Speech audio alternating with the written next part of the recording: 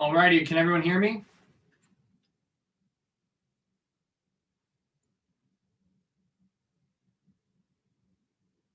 Yeah, we can hear you.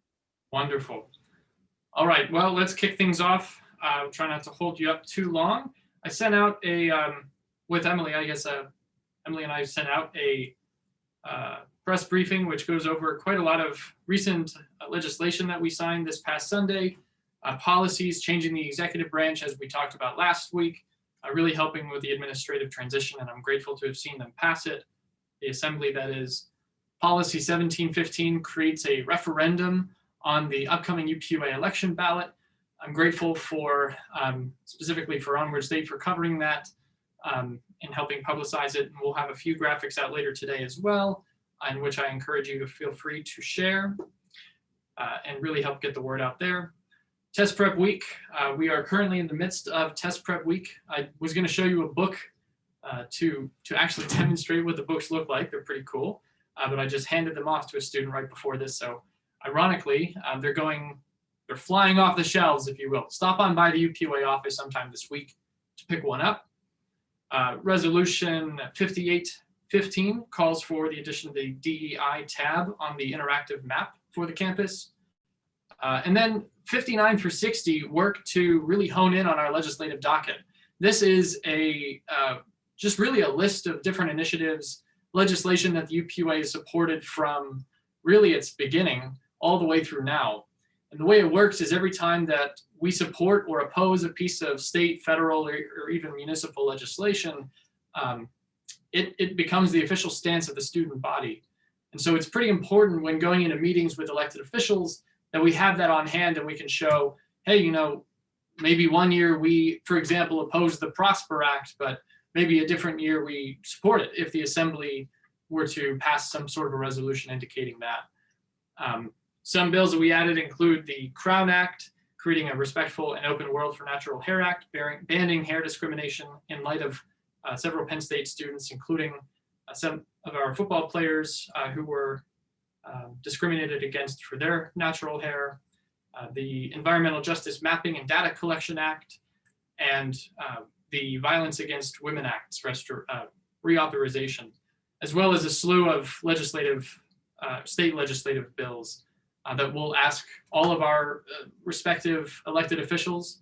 So in Congress, you know, Fred Keller, Glenn Thompson, our senators, Bob Casey and Pat Toomey, and then here in the state, pushing for those bills with Scott Conklin and with Jake Corman and Carrie Benninghoff to ensure that they're passed.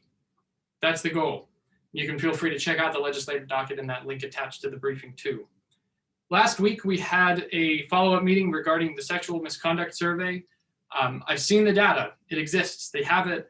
And right now, they are working on a way to distribute that data, finalize really all of the Commonwealth campuses data, and then distribute it in an appropriate way. And I know that they are discussing several different things, the idea of a town hall, specifically addressing sexual assault and misconduct on campus has come up, considering that President Barron's term is coming to an end. And that was one of the things that, especially in light of the Sandusky scandal here at Penn State, he as president sought out to combat. So I think it would be a nice closing end to his presidency. We had a meeting with senior administration today and let them know about the various policies that we passed, especially regarding divestment from fossil fuels, as well as the upcoming referendum. We also touched on the time capsule, which we, if you remember, created via an executive order. We are still working to collect student, really any sort of contribution to that.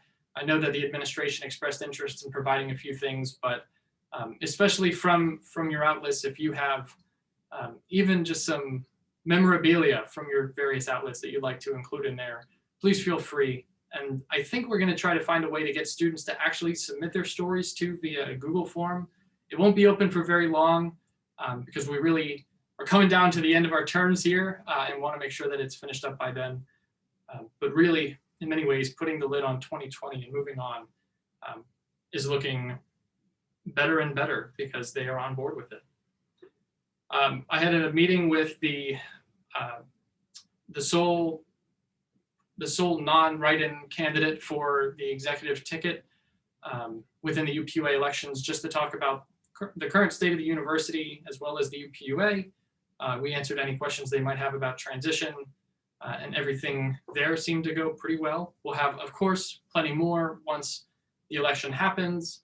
And I want to be clear that those sorts of meetings, especially just about the nature of the university and the UPUA, as well as sort of the nature of the cabinet and what they would like to do, would have happened with really anybody running for the role.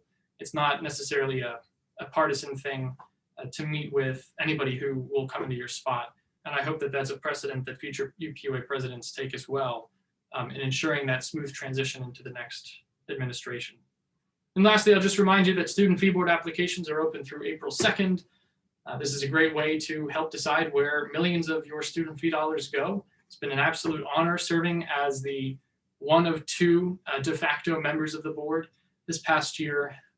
The new UPUA president will have that opportunity too. But there are 5 at-large spots that any student can apply to, and that I highly encourage them to do it. All right, with that, I would be happy to take any and all questions that you might have. Yep. Ryan.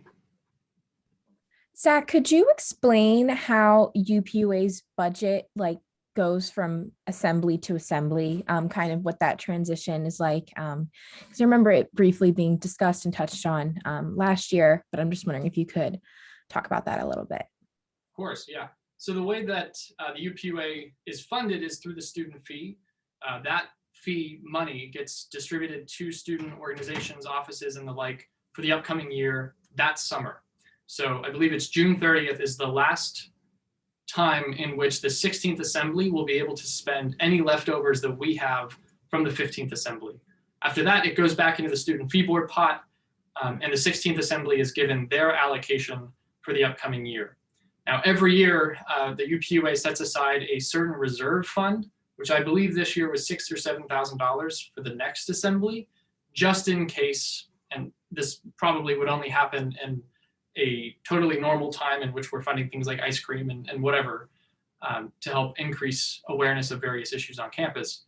In case we spend all of that money, there is still some sort of a leftover for those, however many weeks that they have in office right after swearing in. Well, thank you. That's all I have. Sounds great.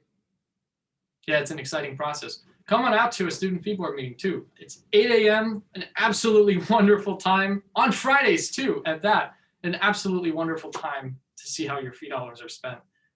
I'm joking. I really hope that they find a way to make it a bit more accessible to students. I know that we had talked about moving it this year, but it was difficult because it seems like although we're virtual, many of us had more meetings and classes than usual. Not sure why that was, but maybe that's something that'll change in the future. It certainly will for me in a couple of weeks. All right, well, if that's it, I want to thank you both very much for coming out today, and I hope you have a great rest of your week. Thanks, guys. All right, see you next week.